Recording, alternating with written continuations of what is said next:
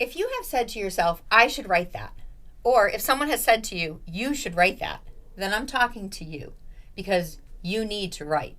And that's why you're tuned in to yWrite.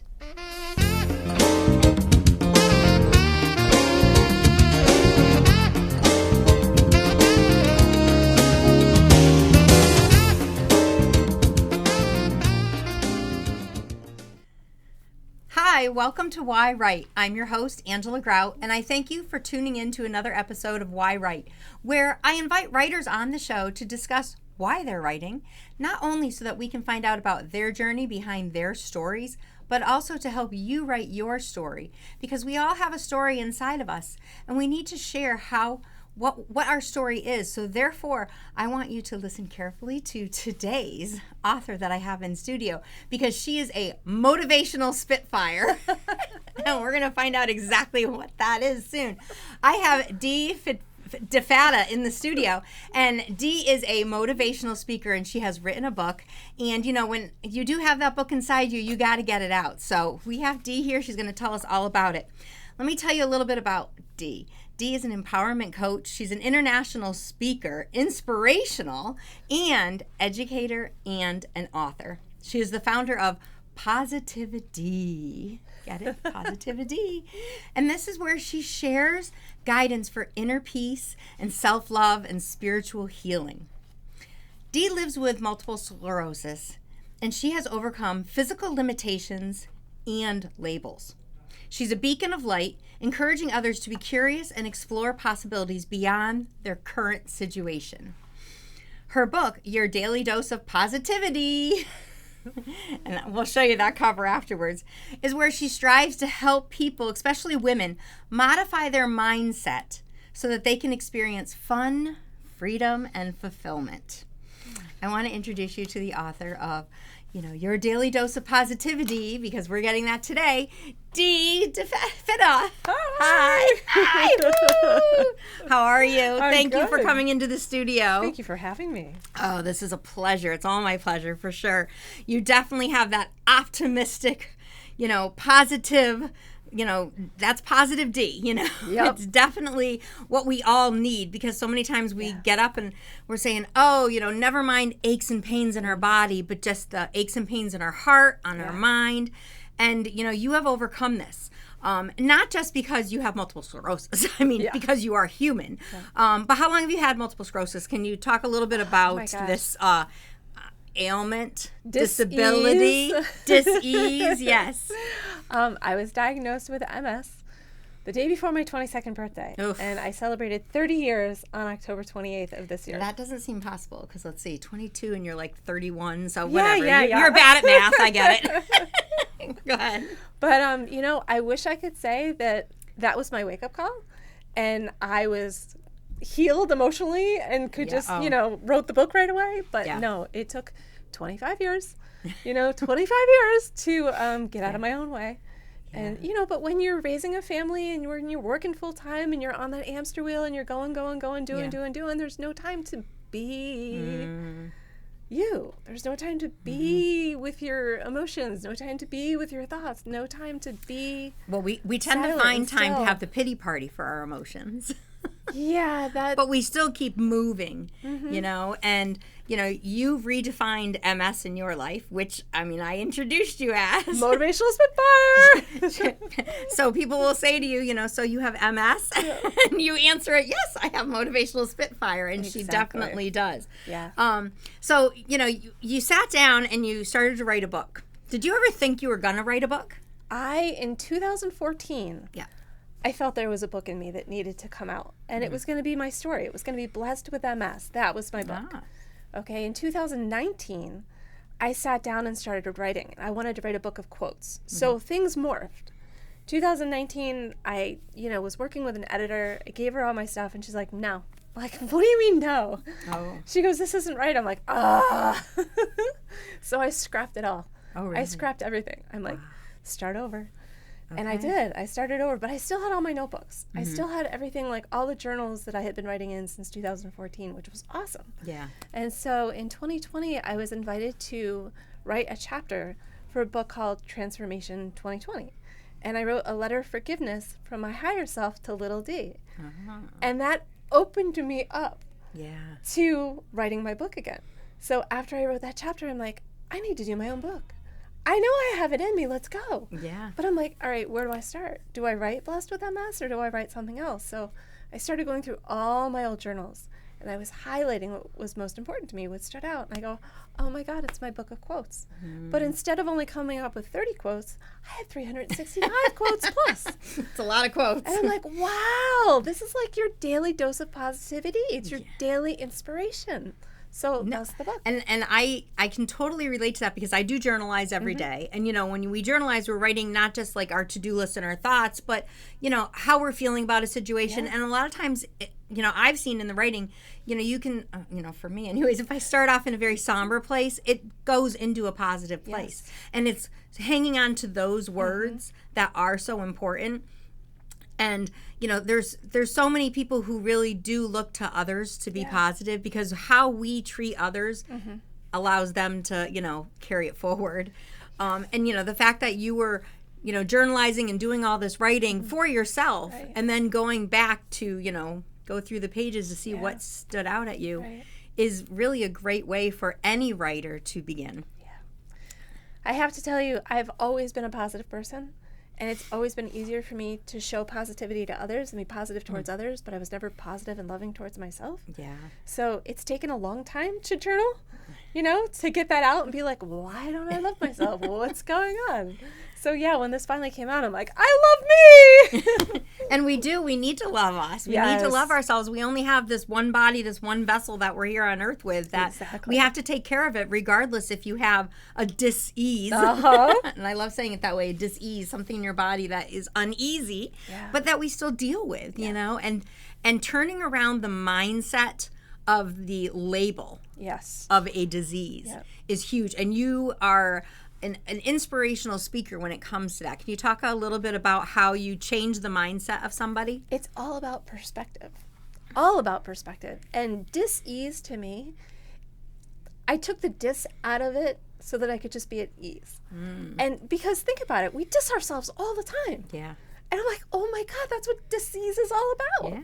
It's us dissing ourselves and holding on to these really negative, heavy emotions that get stuck in our body and make us sick. Yeah. And I'm like, wow.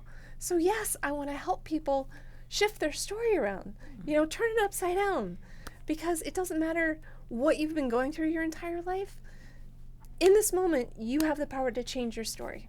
Yeah, 100%. Yeah. You and I have met both, at events and privately, and, just discussing, even personally myself, like doing my pivoting, or, it's not even a pivoting, it's literally opening a new door, because I closed the door to the flower shop, and now it's like, I'm now entering this, I'm in this world of podcasting, but, being able to share my stories authentically and finding out not only what the meanings of the stories are for me, but what they can be for other people too. And something that your Daily Dose of Positivity, that book, is that, you're sharing what was speaking to you. But like any book, we can't always think that our audience is going to interpret it the same way. Exactly. And how has your audience interpreted some of, the messages some of your that I've messages gotten from people give me chills. Somebody said, I feel like I get my message from God every day. Oh. And I'm like, oh, wow.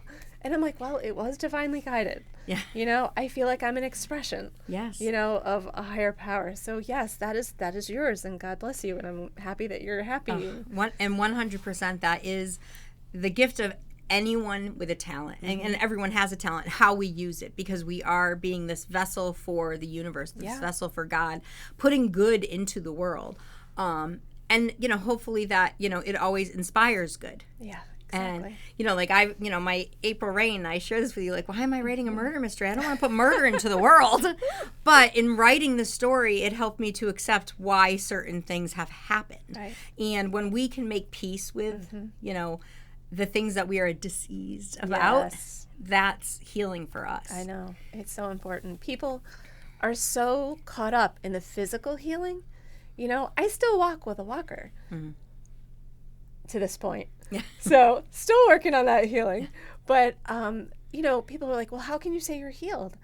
I've healed mentally, emotionally, spiritually, physically. I don't get sinus infections anymore. Like, if my legs are the last things to come along and get stronger and work with me, I'm all right with that. Right. I am healed. You're walking your pace. And I will continue to say that I am healed. It's not getting stuck in the situation that you're in now. Mm-hmm. It's thinking about where you want to be. Mm-hmm. So it took me a long time to recognize that. Well, and after you wrote this book and published this book, because of course we know the writing journey is one journey and the publishing journey is a whole other journey.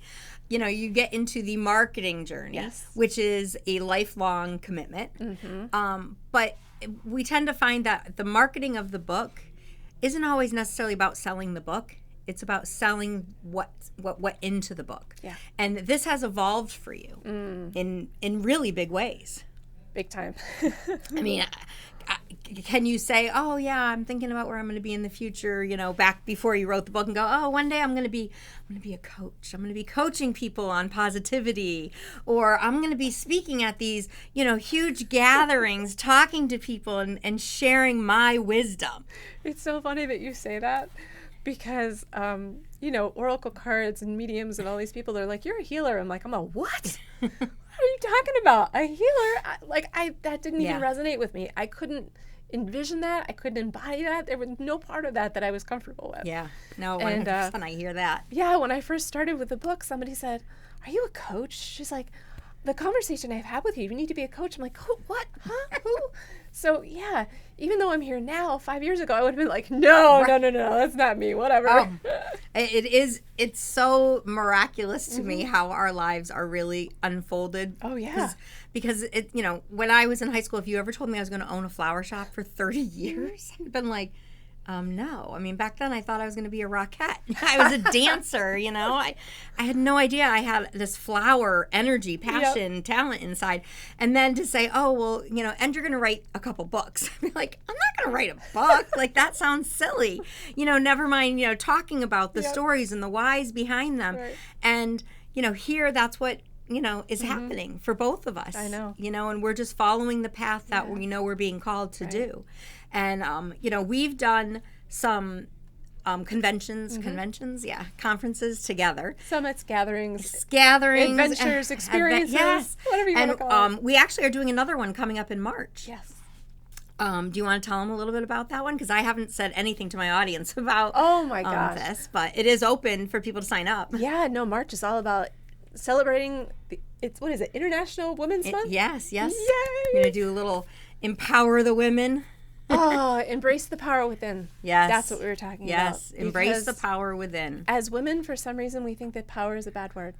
So you and I, just like I redefined MS as motivational spitfire, we're redefining power so that we can feel comfortable with it. Yeah. Because when you don't feel comfortable with something, you can't embrace it and embody it.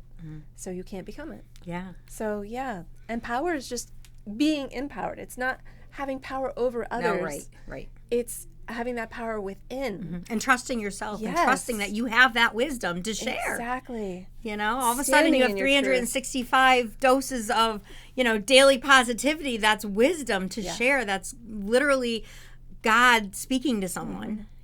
Through you. Yeah. So it's beautiful. So that I'll post more about that. But I believe that it's the first Saturday in March, and it's going to be at Great Horse Country Club. Nice. So you can go to the Facebook page for more information on that. So I want to talk about you talk about 30 baby steps that you share with your clients to empower their shift of thinking and create positive habits. 30. That's like one a day for a month. Yeah. One a day for a month that, meeting with you as a coach, you can give these. Can you share just one or two with us? It's all about shifting perspective. That's what these are. They're like life lessons, but they're little itty bitty baby steps so that your resistance and your ego doesn't go, no, because you know how that is. Oh, 100%. Whenever you try to change anything, your ego's like, no, don't rock the boat. Stay where you are. Don't do it. No. Oh, and so now you feel like you're being ripped apart as a human, because you get your ego screaming at you, and your spirit is going, it's okay. Yeah. This is something that, it's healthy.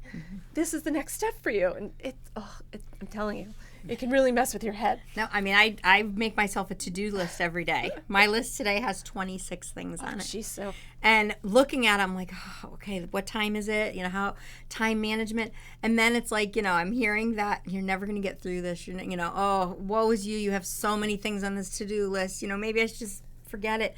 And then it's like there's something inside that says, you know what, let's put them in order. And I just number them. And now it's like you said, it's a change of perspective, because now I just look at it and say, okay, yeah, I have all these things to do, but in this order, it goes very smoothly. And you change it too from I have to do this to I get to do this. Yeah, I get to, it's exactly. A privilege. Yes. You're here on this earth and you get to do this. Yes. I mean, when I was laid up having knee replacement surgery, I did not have the privilege of going out to get my errands done. Yeah.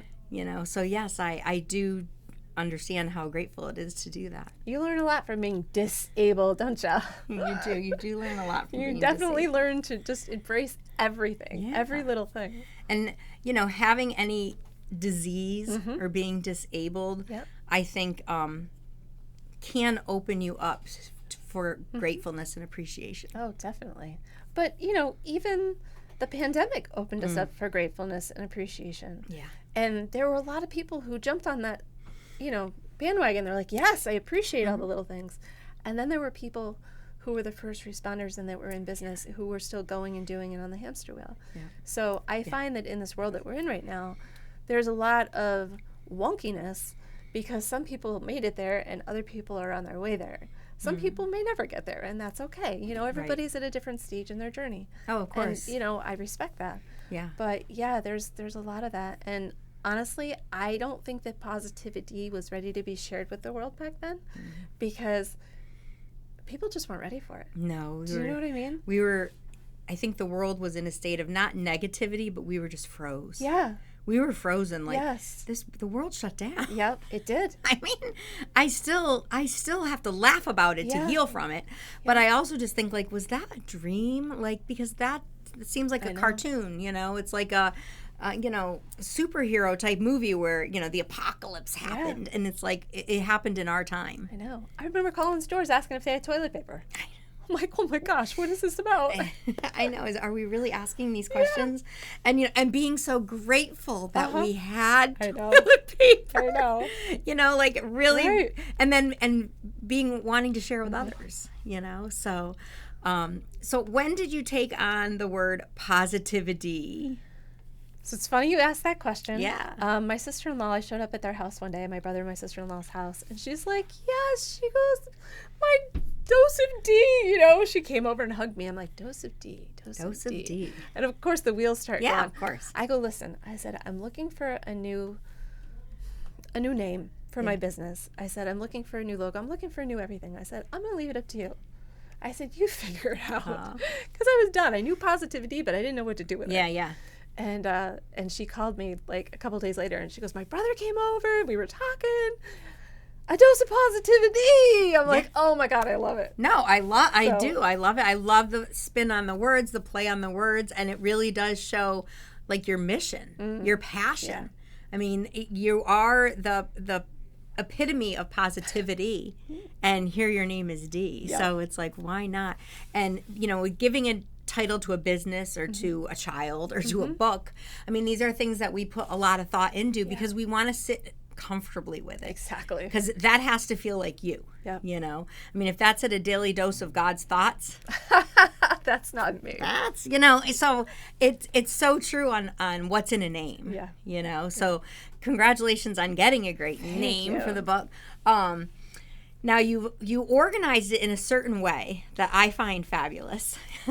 You know, because you have it literally, it's like your you know, it's your daily dose. Each page is its own page with the date of the year on it.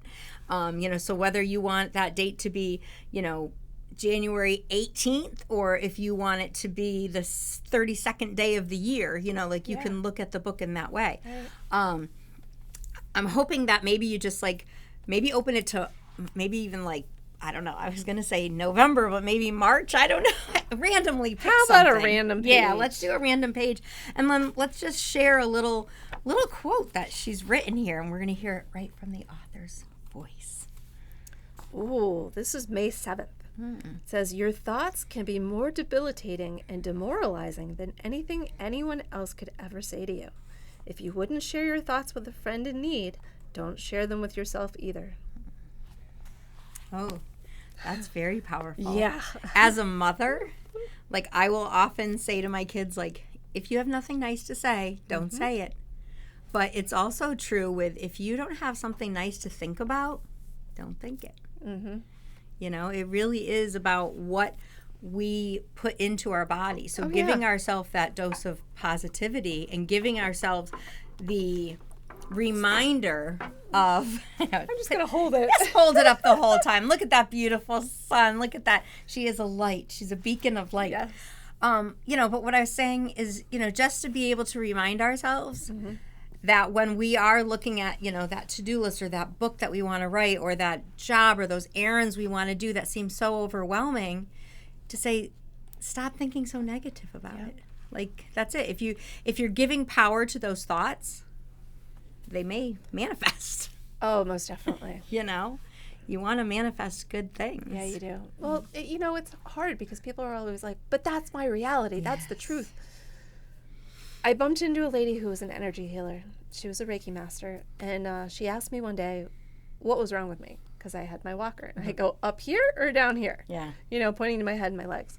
And she goes, no. She goes, why do you use that thing? I said, I was diagnosed with I said, I have MS. And she looked at me and she goes, don't ever say that again. And I'm going, who are you? Why? What's going on? Why? I don't understand. She goes, when you say you have it, you're owning and affirming it. And I'm like, ooh. She goes, you want to be really, really careful what you own and affirm. And I'm like, okay, I don't have that. I don't want it. Like, so now when people ask me, what's wrong with you? Or why are you using that? I will gladly say I was diagnosed with multiple sclerosis. Yeah. I will never again say, I have it. I'm like, no. That's interesting. Yeah. So even though I was like, but that's my truth. Yeah. She's like, that's not your truth. She goes, that's your reality. That's your current reality. It is not your truth. I'm like, oh. Yeah. You know, you're making me think about my knees. You know, I've had double knee replacements. Yep. And I, you know, did a little twist of words with that because I named them. And, you know, my left knee, her name is Ella Nooney. My right knee is Rita May. And I did that because I realized that if I owned not feeling well, then that's my whole being not feeling well. And I feel great. Yep.